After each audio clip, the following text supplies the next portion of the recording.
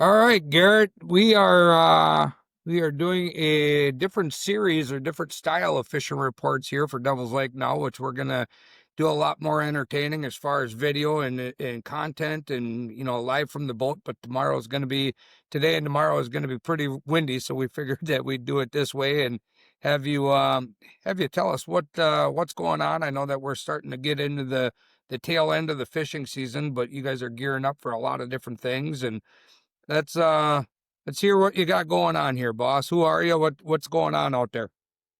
Yeah, so I'm Garrett Bonham. I guide with Bry's Guide Service here in Devil's Lake. I'm also part owners of Ed's Bait Shop. So I was actually just in the bait shop, and believe it or not, we still have leeches, which is amazing for this time of year. That might be the first time ever. Um, so we're actually just coming off a big weather event. We just got inch to 2 inches of rain, depending on where you're at in the Devil's Lake Basin. That was yesterday and into the evening before. So I'll be kind of curious to see how it changed things. We had some big wind, might have dirtied up that water a little bit. So I'm gonna find out here this afternoon. But like Pat was saying here a little earlier, with the wind this afternoon, it would have been pretty tough to try to get anything live. I think done in the boat, but yeah, I think should be okay. What I had been doing the last couple of weeks is actually a lot of jigs with crawlers and then bobbers and leeches, just because, like I said, I have them. Usually I don't. So kind of something that I don't even really plan to do this time of year because usually I have no access for them, and this year I did. But I think today what I'm going to do is I'm going to start off pulling lead core crankbaits. So kind of the primary thing I like to do is Salmo Hornets, number 4.5, number 5. So kind of my two starters. And I think I'm just going to cover water. And then with that dirtier water, which I assume it's going to be dirtier. I guess I can't confirm or deny yet, but try to just cover some water and maybe get a little bit more reaction, a little bigger profile, try to trigger some bites. So when you say that you're trolling lead core with those Salmo Hornets, are you looking for rattles in that dirtier water, or are you looking for straight up plain? What kind of depth range are you? So the 4.5 has rattles, the 5 does not. Okay, Historically, the 4.5 has been my favorite by far. Usually outfishes the 5 every day of the week, and this year I'm having the exact opposite. Um, Whether or not that'll be the case today, I guess we'll see. So I'll probably start with 2 and 2. I've been having better luck with more greens, I'd say. So kind of like your fire tiger, chartreuse, stuff like that. It seems like it's been a little bit better. A lot of years, chrome, blue, some white. Seems like it does pretty well. But yeah, this year the greens I'd say have been by far the best. really. What kind of depth range are you looking at for this time of year? Lately, I've been kind of in that 10 to 15 feet of water. So really, you don't have to have the lead core. I do prefer it. It's just less line.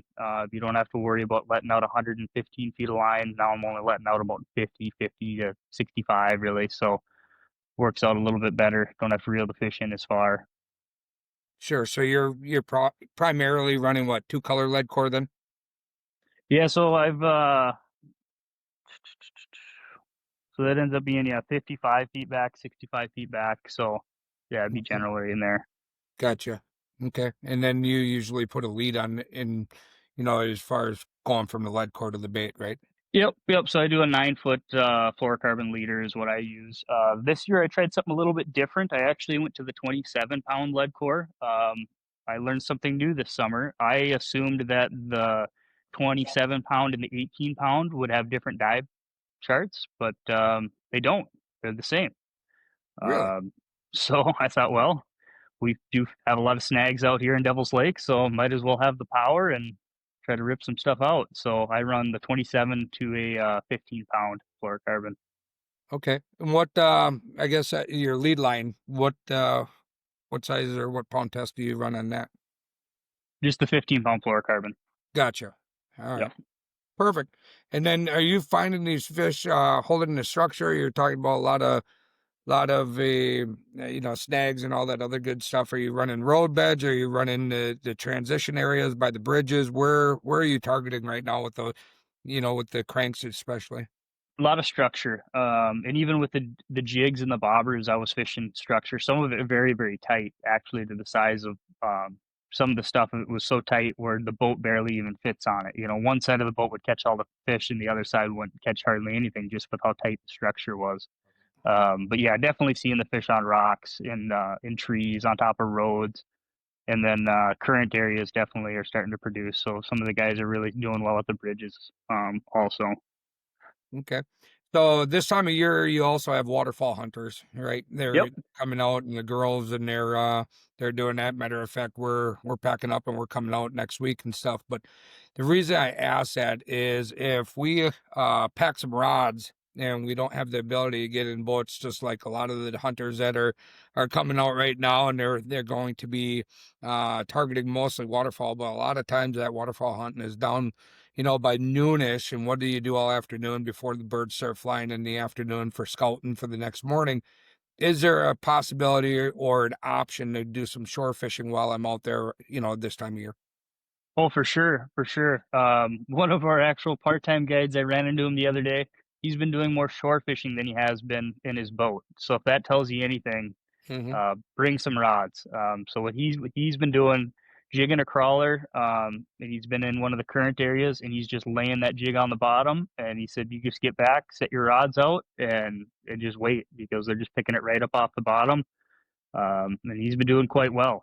He's been fishing more mornings, but he does say it doesn't start till about 9 o'clock. So um, not after you don't have to be out there at sunrise or sunset or anything like that. So it's kind of a midday bite is what they've been seeing. But definitely could do that.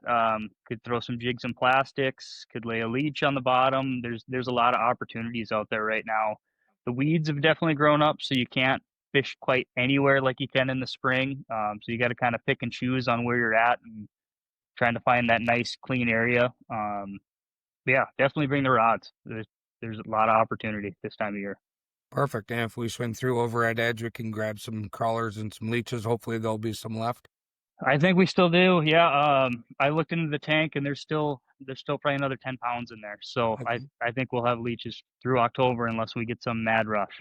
Awesome. Awesome. Well, we appreciate your time. We look forward to seeing some pictures and some video that you shoot it from the water here this afternoon, so we can lay with this and let the people see what's all going on out there. So how long do you think that you have that boats are going to still be able to hire? You said you're with Bryce Guide Service. I mean, number one, how do we get a hold of you? Number two is where how long do I have that if I do come out waterfall hunting, or even if I come out targeting fish, I mean, how do we get a hold of you, and how long do we have?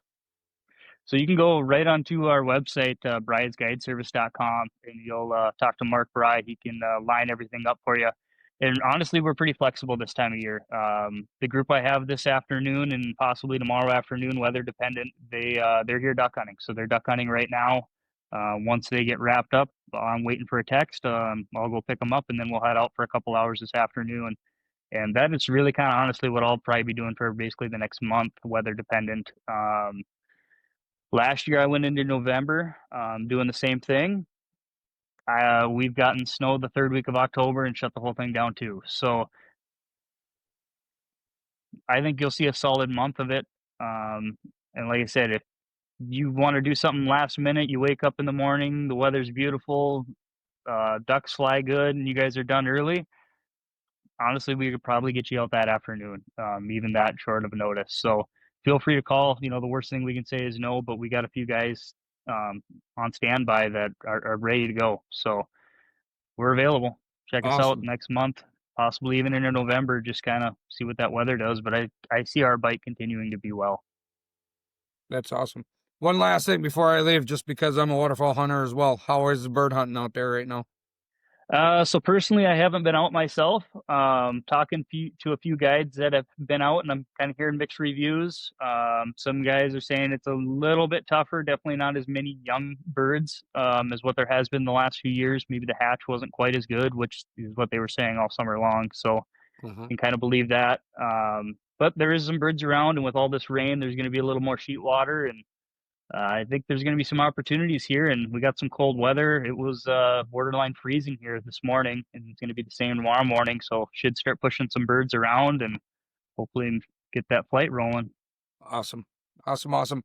Well, we appreciate your time, Garrett, and good luck this afternoon. We look forward to seeing what you do. Alrighty, thank you, Pat. All right, thanks. Hey Pat, just a little update. Just got off the water, got the boat back into the shop, got everything cleaned up for the day.